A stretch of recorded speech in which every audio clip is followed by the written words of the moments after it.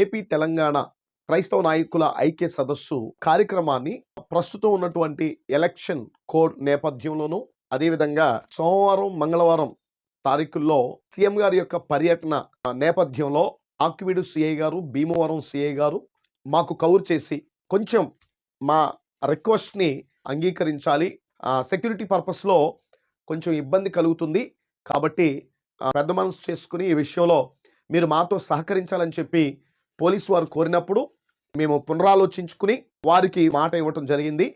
April 15వ తారీఖున AP Telangana క్రైస్తవ నాయకుల ఐక్య సదస్సు ఏదైతే అనౌన్స్ చేయడం జరిగిందో ఆ యొక్క కార్యక్రమాన్ని రద్దు చేసుకోవడం జరుగుతుంది. సోషల్ మీడియా వేదికగా కూడా చాలామంది ఈ కార్యక్రమానికి వస్తామని చెప్పి మరి మాకు ఫోన్లు చేసి చెప్పడం జరిగింది. మీ ఆసక్తిని మాకు తెలియజేశారు. మరి ఒక మంచి వాతావరణంలో అయితే ఈ కార్యక్రమాన్ని మరలా నిర్వహించుకుందాం.